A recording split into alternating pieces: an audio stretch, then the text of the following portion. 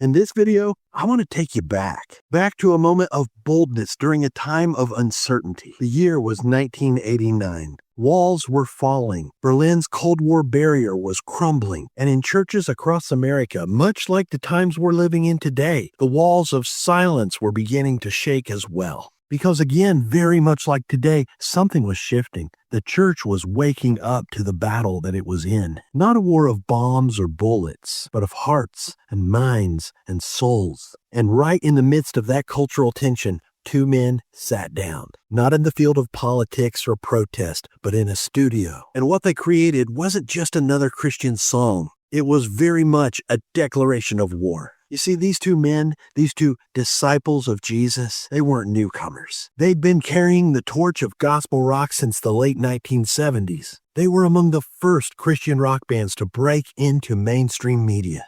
Their music had even made it onto MTV long before that was a common or welcomed thing for Christian artists. They performed for countless thousands of people, but for these two men, it was always about way more than just music. It was about mission. They were seeing it, witnessing it firsthand. Churches drifting into comfort and complacency, and a culture drifting fast toward darkness. And so they wrote a song that roared against that drift. A spiritual picket sign drawn up in the chords of rock and the fire of the gospel. Its message? Clear. Hell is real. The stakes are eternal, and the time is now. No more standing on the sidelines, no more casual Christianity. Because if we truly believe what Scripture says, that eternity is on the line, then we must act, we must rise, we must shine. They called the church to do what few had dared to say out loud, to form a holy, united front against hell and against the darkness. And they didn't just sing it, they lived it. They proclaimed it from every stage. They challenged their record label to support it, and they poured their profits back into the mission. It wasn't very long before youth leaders, pastors, and even other Christian bands were picking up on the message. One Australian-based band covered it years later, reviving the anthem for a new generation.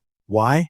Because the message hadn't changed. Because the war hadn't stopped, and because the call to arms still echoes. And woven deep into the lyrics are the words of 1 Peter chapter 4, that the end of all things is near, so we must be alert. Ephesians 4, Romans 12, Revelation 3, it's all there. Not just lyrics, but scripture. Not just rhythm, but a rallying cry. The band who declared this hard rock call to arms, DeGarmo and Key. And the song that declared this bold message, Boycott Hell. Boycott hell. To boycott hell. Dude, if you've never heard DeGarmo and Key or you haven't listened to them in a while, I've got Boycott Hell queued up for you right here. Click on it, man. Let it rock you up. Keep your eyes on Jesus.